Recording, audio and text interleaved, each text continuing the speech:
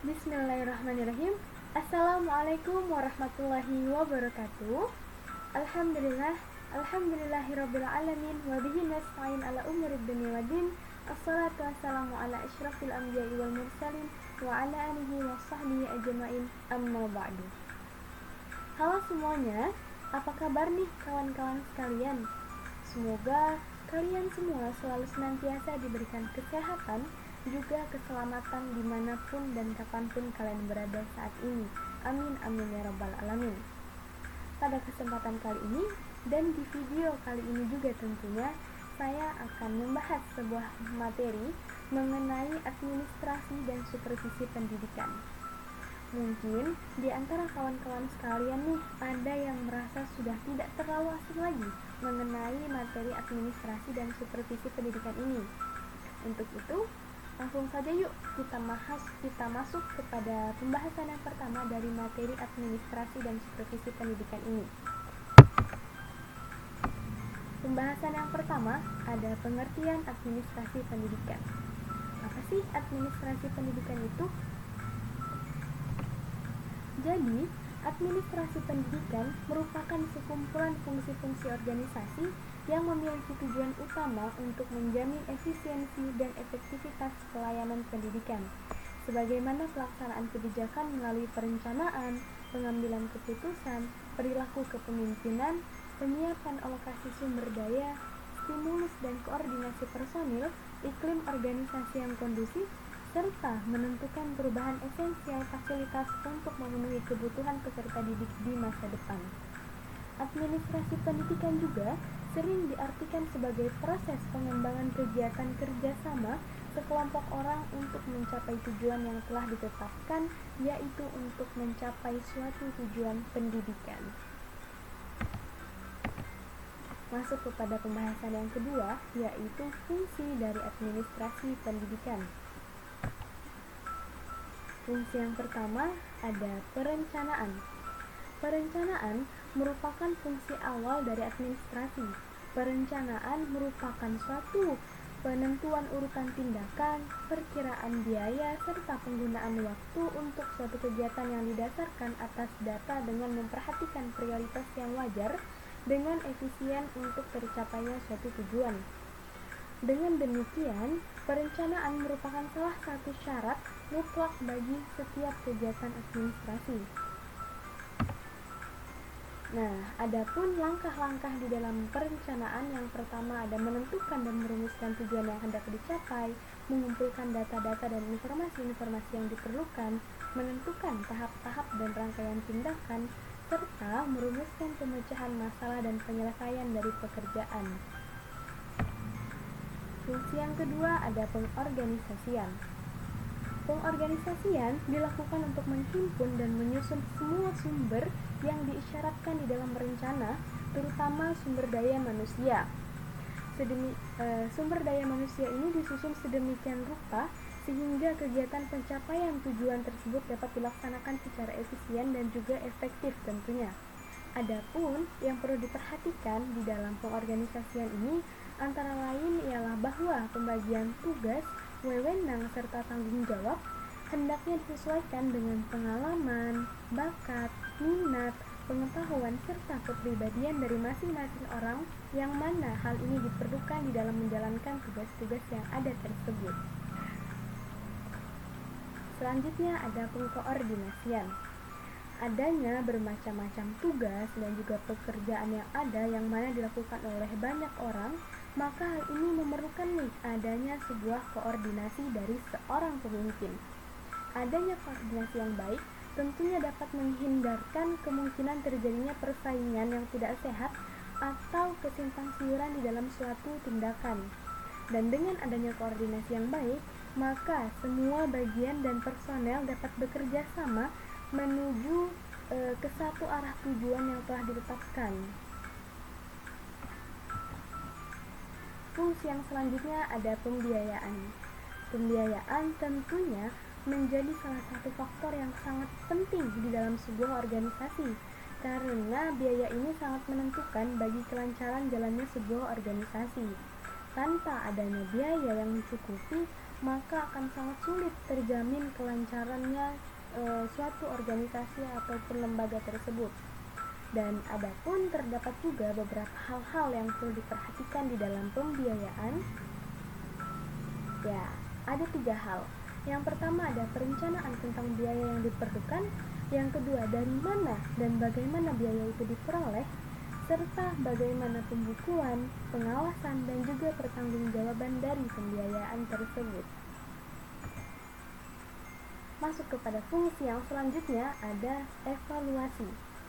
Evaluasi sebagai fungsi administrasi pendidikan ialah suatu aktivitas untuk meneliti dan mengetahui sampai di mana sih pelaksanaan yang dilakukan di dalam suatu proses keseluruhan organisasi ini mencapai hasil yang sesuai dengan rencana atau program yang telah ditetapkan di dalam rangka pencapaian tujuan pendidikan.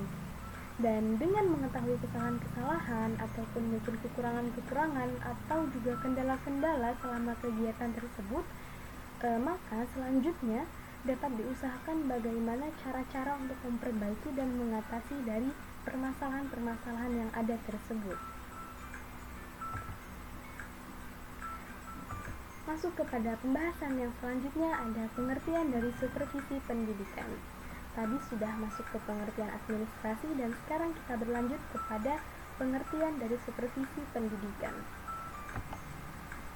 Supervisi pendidikan ialah suatu aktivitas pembinaan yang direncanakan untuk membantu para guru dan pegawai sekolah lainnya di dalam melakukan pekerjaan secara efektif.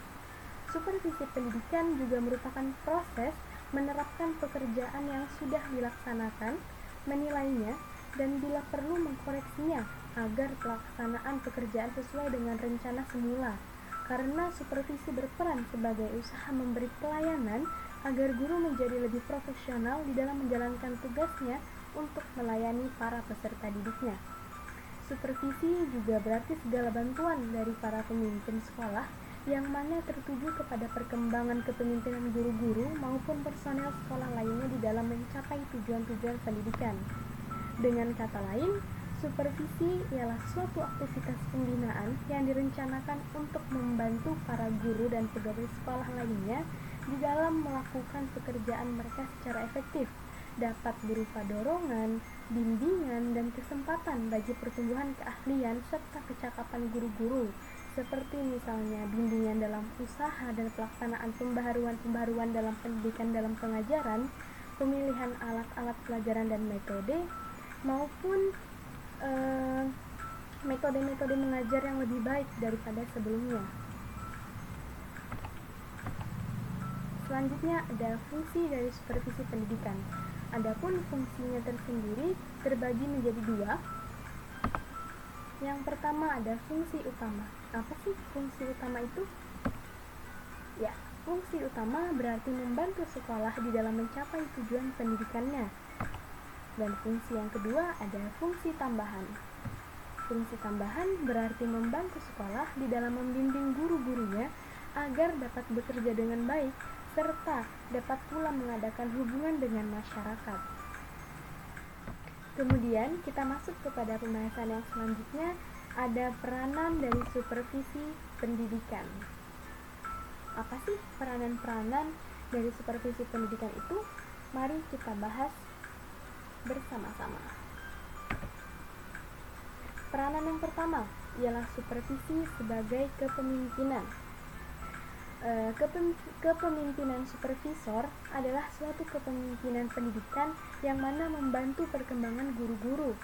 Supervisor sebagai pemimpin hendaknya mempunyai kemampuan di dalam menggerakkan atau mempengaruhi guru agar mau meningkatkan kemampuan profesionalnya, sehingga proses belajar mengajar menjadi lebih baik dan lebih efektif tentunya.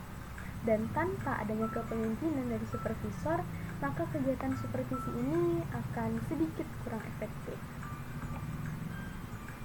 Peranan yang kedua adalah supervisi sebagai penelitian. Untuk mengetahui data lebih lanjut yang lebih objektif dan mengenai permasalahan yang ditemui pada data dari laporan, maka perlu dilakukan sebuah penelitian. Oleh karena itulah, supervisi juga berperan sebagai penelitian. Selanjutnya ada supervisi sebagai latihan dan bimbingan. Adapun kesimpulan-kesimpulan yang diperoleh dari penelitian sebelumnya akan menentukan tindakan-tindakan apa yang akan dilakukan untuk pembinaan ataupun peningkatan kemampuan guru-guru agar proses belajar mengajar menjadi lebih baik. Dan peningkatan kemampuan guru-guru ini dilakukan melalui latihan-latihan maupun bimbingan-bimbingan agar menjadi lebih efektif. Selanjutnya ada supervisi sebagai sumber pelayanan. Yang dimaksudkan di sini ialah di dalam sebuah proses supervisi, maka supervisor dapat berperan pula sebagai sumber informasi maupun sebagai sumber petunjuk di dalam berbagai hal dalam rangka peningkatan kemampuan profesional guru. Di samping itu, supervisi juga berperan sebagai pelayanan di dalam memenuhi kebutuhan guru untuk meningkatkan kemampuan-kemampuan yang ada pada diri mereka. Selanjutnya ada supervisi sebagai koordinasi. Kepala sekolah sebagai supervisor tentunya harus memimpin sejumlah guru dan juga para staf-staf yang ada, yang mana masing-masing dari mereka memiliki tugas-tugas dan tanggung jawabnya masing-masing, yang semuanya tentunya perlu diarahkan untuk mencapai suatu tujuan sekolah yang telah bersama-sama diciptakan atau dicita-citakan sebelumnya. Supervisor harus membagi-bagi perhatian di dalam memberikan bantuan dan juga pembinaan kepada guru, dan tetap menjaga agar setiap guru dapat menjalankan tugasnya dengan baik di dalam situasi kerja yang kooperatif. Masuk kepada peranan yang selanjutnya ialah supervisi sebagai evaluasi. Tujuan supervisi ialah untuk meningkatkan situasi belajar mengajar atau penyempurnaan pengajaran melalui peningkatan kemampuan profesional guru. Untuk itu dan untuk mengetahui kemampuan apa saja yang perlu ditingkatkan, maka perlu adanya dilakukan evaluasi sehingga program supervisi ini menjadi cocok dengan kebutuhan para guru. Kita beralih kepada pembahasan yang selanjutnya, yaitu hubungan antara administrasi dan supervisi pendidikan. Jadi ada hubungan apa sih antara dua hal ini, antara administrasi dan juga supervisi pendidikan? Salah satu fungsi dari administrasi pendidikan ialah pengawasan. Kegiatan pengawasan di dalam arti luas tidak hanya mengamati atau juga melihat apa yang terjadi maupun bagaimana layaknya suatu kegiatan, akan tetapi juga mengusahakan agar kegiatan tersebut dapat benar-benar sesuai dengan rencana dan juga tertuju kepada pencapaian hasil yang telah ditentukan.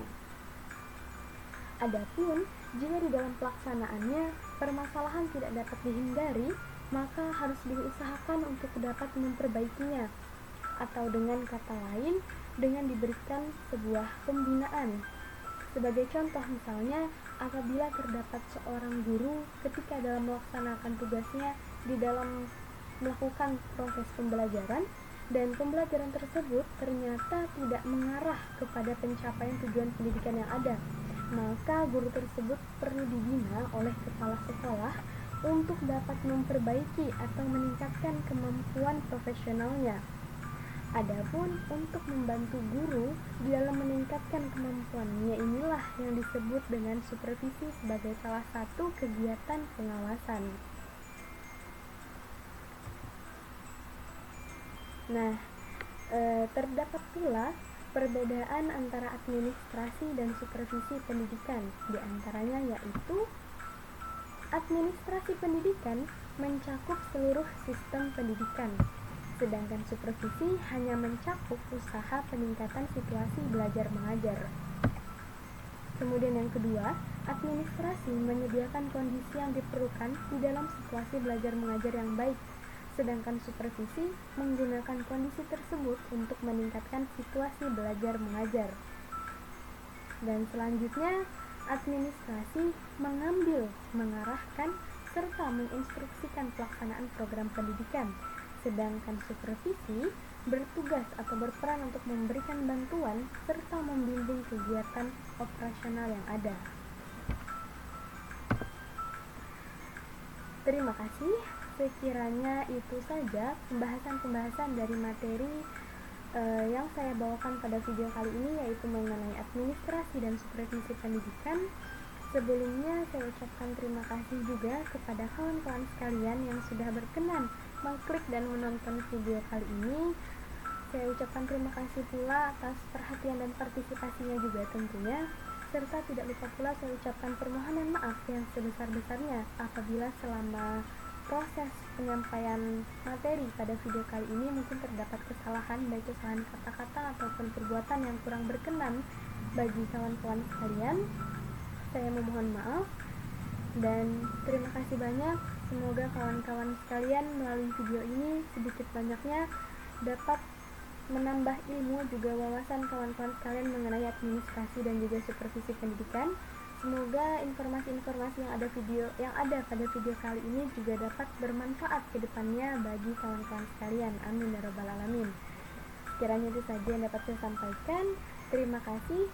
Wallahul muwaffiq ila aqwamit thoriq. Wassalamualaikum warahmatullahi wabarakatuh.